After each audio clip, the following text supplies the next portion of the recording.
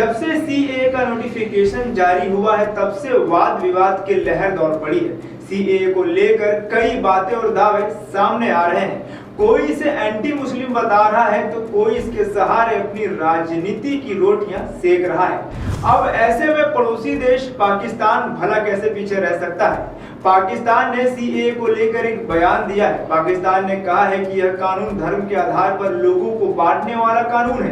पाकिस्तान ने बकायदा बयान जारी कर कहा है कि इस कानून से भारत के मुस्लिमों को डरने की जरूरत नहीं है, क्योंकि सीएए उनकी नागरिकता पर कोई असर नहीं डालने वाला है।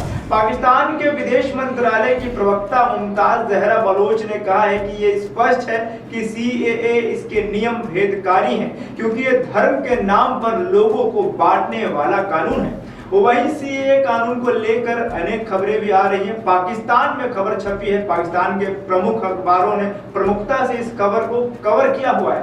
पाकिस्तान के अखबारों ने अलग अलग तरह की टिप्पणियां छापी है। पाकिस्तान के प्रमुख अखबार डॉन ने लिखा है कि सीएए का नोटिफिकेशन जारी करने की टाइमिंग पर सवाल उठ रहे हैं, क्योंकि सुप्रीम कोर्ट ने स्टेट बैंक ऑफ इंडिया से कहा है कि वो इलेक्टोरल बॉन्ड्स लाभार्थियों की लिस्ट 15 मार्च तक जारी करे। कोर्ट ने इलेक्टोरल बॉन्ड्स को असंवैधानिक करार दिया है। डॉन ने आगे लिखा है कि विश्लेषकों का कहना है कि सीएए लागू करने की घोषणा का मकसद हेडलाइंस को मैनेज करना है। पाकिस्तानी अखबार ने रिपोर्ट में सीए नोटिफिकेशन की टाइमिंग पर सवाल उठा रहे विपक्षी नेताओं के बयान को भी प्रमुखता से जगह दी है। बंगाल की मुख्यमंत्री ममता बनर्जी, समाजवादी पार्टी के नेता अखिलेश यादव, कांग्रेस नेता जयराम रमेश के बयान का जिक्र करते हुए डॉन ने लिखा है कि विपक्षी नेताओं ने चुनाव से ठीक पहले सीएए लागू करने पर केंद्र सरकार पर निशाना साधा है। क्या है सीएए?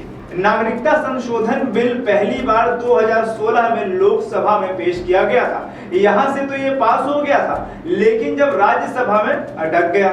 बाद में इसे संसदीय समिति के पास भेजा गया और फिर से चुनाव आ गए।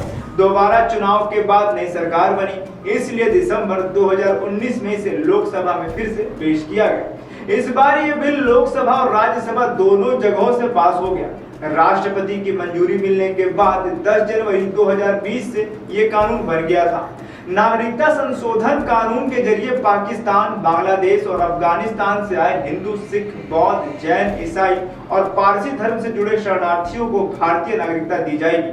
कानून के मुताबिक जो लोग 31 दिसंबर 2014 से पहले आकर भारत में बस गए थे, उन्हें ही नागरिकता दी जाएगी। एक ऐसा ही कानून 1955 के नागरिकता कानून का सेक्शन 6 से, ये सेक्शन 1985 में हुए असम समझौते की देन है, जिसमें यह तय हुआ था कि जनवरी 1966 से लेकर के 24 मार्च 1971 के बीच जो भी लोग असम में आकर बस चुके हैं उन्हें विदेशी नहीं माना जाएगा।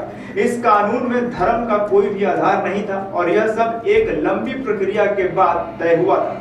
तो क्या सीएए लागू होने के बाद असम में फिर से बदलाव होगा? क्या असर पड़ेगा असम में रह रहे उन लोगों पर जो 1985 से 1971 के बीच आए थे? साल 2018 में करीब 1600 करोड़ रुपए की एनआरसी कराने के लिए खर्च किए गए थे। आपको बता दें कि सीएए को पूरे देश में लागू नहीं किया गया है। दरअसल असम, मेघालय, मिजोरम, त्रिपुरा के जनजातीय क्षेत्रों में अभी भी सीएए लागू नहीं हुआ है और साथ ही उन इलाकों में भी लागू नहीं किया गया है जहां पर जनजातीय क्षेत्रों में जाने के लिए इनर लाइन परमिट लेनी पड़ती है। अब आगे क्या होगा ये तो सरकार ही बता पाएगी। सीएए को लेकर अमेरिका ने भी अपने विचार रखे हैं और भारत पर एक टिप्पणी भी कर दिया है। भारत में सीएए के नोटिफिकेशन जारी होने के बाद अमेरिका ने भी इस पर अपनी प्रतिक्रिया दे दी है। अमेरिका ने कहा है कि वह सीएए नोटिफिकेशन को लेकर चिंतित है और इस पर नजर रखे हुए है। अमेरिका विदेशी विभाग के प्रवक्ता मैथ्यू मिलर ने कहा है कि भारत ने 11 मार्च को नागरिकता संशोधन कानून जो नोटिफिकेशन जारी किया है, जिसे लेकर हम चिंतित हैं। हम इस पर करीब से नजर रखे हुए हैं कि इस कानून को किस तरह से लागू किया जाएगा।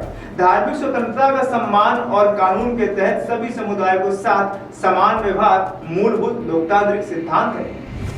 किसी भी नए कानून का विरोध होना एक स्वाभाविक बात है, क्योंकि किसी को धूप पसंद होती है तो कोई छांव की तलाश करता है। ठीक उसी प्रकार किसी को सीएए भा रहा है तो कोई इसके आने से घबरा रहा है। विरोध का सबसे बड़ा कारण मुस्लिम समुदाय की अनदेखी को माना जा रहा है। इस नए कानून को एंटी मुस्लिम कानून बताया जा रहा है। बहुत से लोगों का कहना है कि जब नागरिकता देनी है तो उसे धर्म के आधार पर क्यों दिया जा रहा है, इसमें मुस्लिमों को शामिल क्यों नहीं किया जा रहा है। इस बात को सुनकर सरकार ने तर्क दिया है कि पाकिस्तान, बांग्लादेश और अफगानिस्तान इस्लामिक देश है और यहाँ पर गैर मुस्लिमों को धर्म के आधार पर सताया जाता है। अब इस बात को लेकर के सियासी गलियार और पूरे भारत में घमासान मचा हुआ है। इसी क्रम में दिल्ली के मुख्यमंत्री और आम आदमी पार्टी के मालिक अरविंद केजरीवाल ने कहा है कि इस कानून के साथ केंद्र की भाजपा सरकार ने पाकिस्तान और बांग्लादेश से बड़ी संख्या में गरीब अल्पसंख्यकों के भारत आने के गेट खोल दिए हैं। यह 1947 से भी बड़ा माइग्रेशन हो सकता है।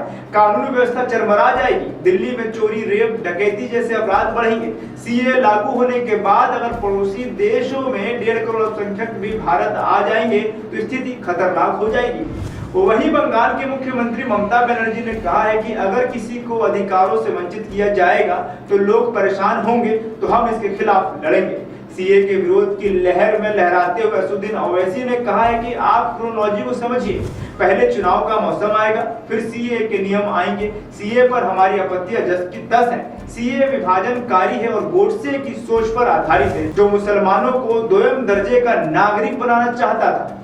उधर कांग्रेस ने भी बीजेपी को आड़े हाथ लेते हुए कहा है कि सीए के नियमों को अधिसूचित करने में लिया गया इतना समय प्रधानमंत्री के सफेद झूठ की एक और झलक है। अब आगे क्या होने वाला है ये तो सरकार ही बता पाएगी।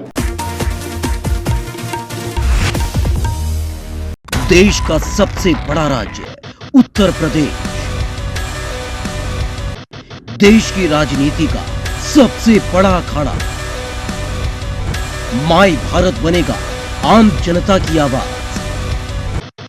अब होगी हर खबर की जमीनी पड़ताल। जुड़े रहिए सिर्फ माई भारत के साथ।